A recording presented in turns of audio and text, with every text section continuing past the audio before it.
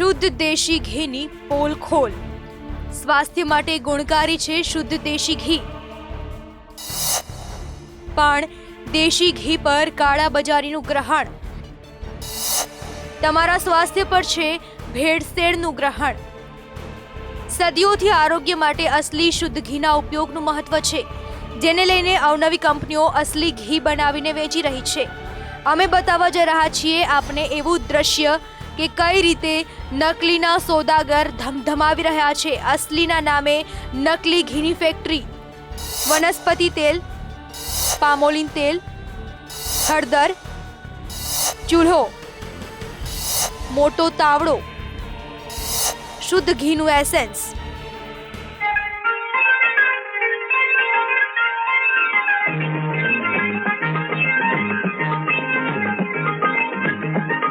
गोलमाल है भाई, सब गोलमाल है. हर सीधे रस्ते की एक तेरी चाल है. सीधे रस्ते की एक तेरी चाल है. गोलमाल है भाई, सब गोलमाल है. गोलमाल.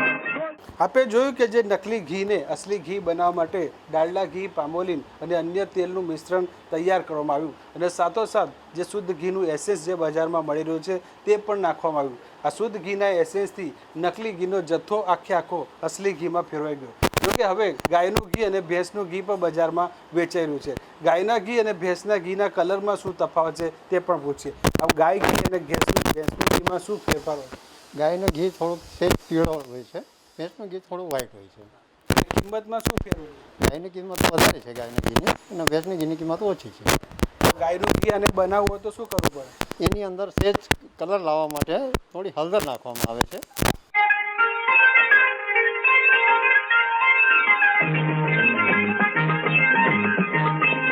હળદર નાખ્યા પછી શું કરવું પડે?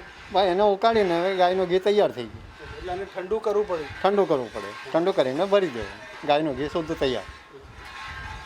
જે રીતે જોયું કે ગાયનું ઘીની અત્યારે બજારમાં સવિશેષ માંગ છે, તેને લઈને કલર લાવવા માટે હળદરનો ઉપયોગ કરવામાં આવી રહ્યો છે. 80 રૂપિયામાં તૈયાર થયેલું આ પ્રકારનું ઘી બજારમાં 200 રૂપિયામાં વેચાઈ રહ્યું છે અને લોકો સાથે થઈ રહ્યા છે આરોગ્ય સાથે ચેડા. હજારો લોકો આ પ્રકારે બનેલું નકલી ઘીને અસલી ઘી સમજીને ખાવાના અને વાનગી બનાવવામાં ઉપયોગમાં લઈ રહ્યા છે અને સ્વાસ્થ્ય ચોપટ કરી રહ્યા છે. ત્યારે સંદેશ ન્યૂઝ શુદ્ધ દેશી ઘીની પોલખોલ દ્વારા ગુજરાતીજનોને સાવધાન રહેવાની અપીલ કરી રહ્યું છે. મનોજ અગ્રાવત, સંદેશ ન્યૂઝ, અમદાવાદ.